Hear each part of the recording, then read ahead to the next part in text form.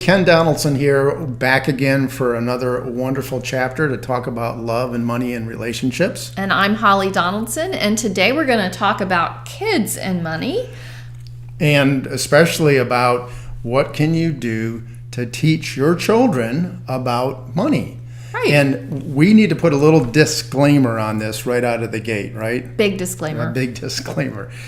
Neither of us have ever had children, okay? So, however, we both have had a tremendous amount of experience, first and foremost, with our clients in talking about children and the influence and the impact and the integration of raising kids and teaching them about money or not teaching them about money. We have our own families. We were once children and we had experiences. We studied a lot, read a lot. So we've integrated a lot of information, but if you roll your eyes at some point in time because you don't think what we're going to share works, we understand it might not. It might not. Well, we know some things, but there's some things we don't know, and that's the real experience of being a parent. Right. And we do know that parenting is a very individual thing. It's up to each parent or couple, parenting couple, how they want to raise their kids. But we do think we have a few guidelines that might help you as your kids grow in understanding how you can begin to help give them some money skills that often aren't taught in schools nowadays. Right, which is very unfortunate. That being said, what we want to do is just sort of give a brief sketch of some of the developmental process, maybe some possible things and ways to teach as your children developmentally develop chronologically. So starting somewhere around 4 or 5, maybe having a conversation about pennies, nickels, dimes, quarters, dollar bills, some of the simple mathematics around money. Right, just understanding that, well, the economics term is money is a store of value and how much each of those things is worth, helping them count it out, things like that are appropriate for kindergarten age. Right. Now, one of the other things we talked about, and this is sort of a little segue, is in the environment, what are the children witnessing as far as the parents' attitude around money and the parents' emotions around money? Is there a lot of stress? Is there arguing? So as parents, it's really valuable to understand that some conversations are probably good to have with the children, in front of the children, and other conversations are probably better off to have with just the two of you privately. And we spent a whole segment on talking about money messages, and so many of them come from our early formidable years. But then as your child develops and it gets to 7 or 8 years old, what do you think about that, Holly? 7 or 8 year olds. Well, a lot of people like to teach their children about sharing, about spending and saving. And I've seen it suggested that you maybe have 3 piggy banks, one for sharing, one for spending, one for saving, and allocate a third to each one. There's certainly the concept of tithing, so you might say we'll put 10% in the sharing piggy bank and then the rest in the saving and spending. Again, that's an individual decision, but to just begin to have the conversation with elementary school kids about here are the different uses of money. The primary uses. And one of the other questions would be, of course, what's the source of this money? I mean, you all heard money doesn't grow on trees. It has to come from somewhere. And it seems like there's 3 primary sources. One would be some families decide to give their children an allowance, a certain amount, usually every week. Some families that maybe are more likely to give and receive gifts of money. That would be another source of money. And then third, getting paid to do specific chores. So that's not the same as allowance. Allowance is just money that's given to the children, which, just so you know, Holly's not a big fan of that. We'll get into the psychology some other time around that. But then with that is to teach them about the spending, saving, giving, at least to have what? The conversation. Right. At least begin to have a conversation about money. That's the most important thing, far more than the piggy banks and allowances. And so the key here is not about the how. There's as many different ways you can do this as there are families. It's about the awareness, and it's about the intentionality about what your children are seeing and witnessing, and what do you want them to do with their money.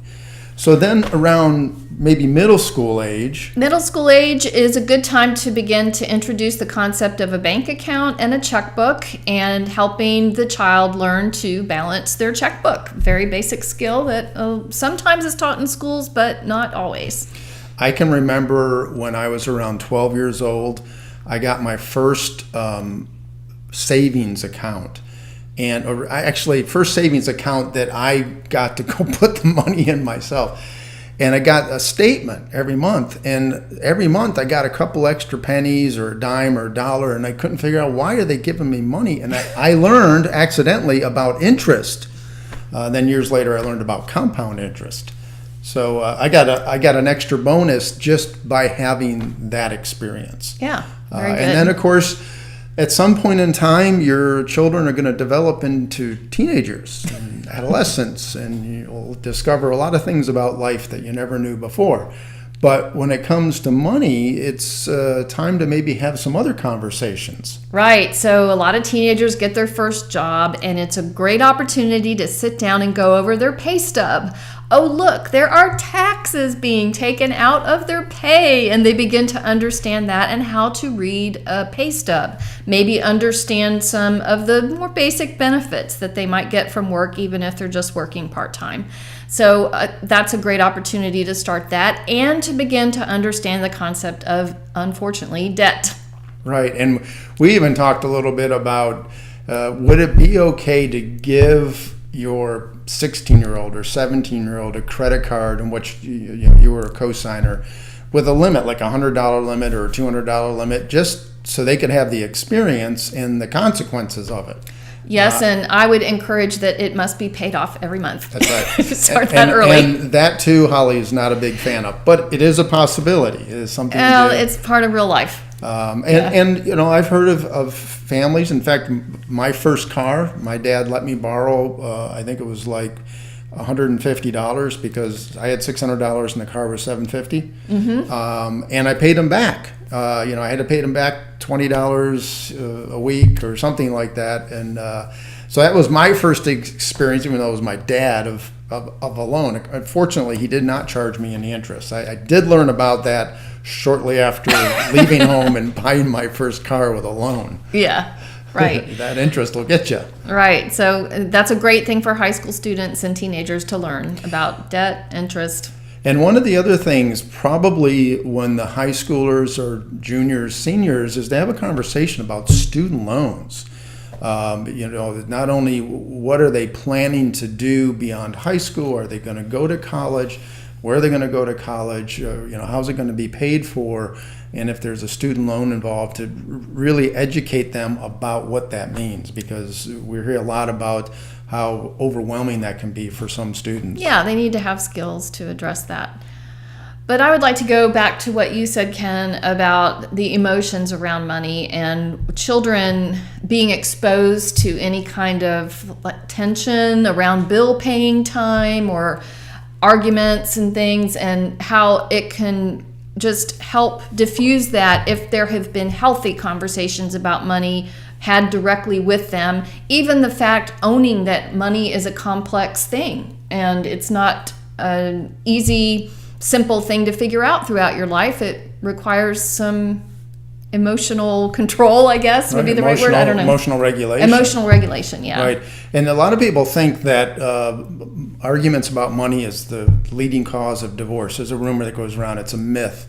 Money is probably like number 5 or 6. The leading cause of divorce, if you really look at it, it's emotional dysregulation. It's the couple / the family just not having control or good skills to deal with the emotions and conversations thereof.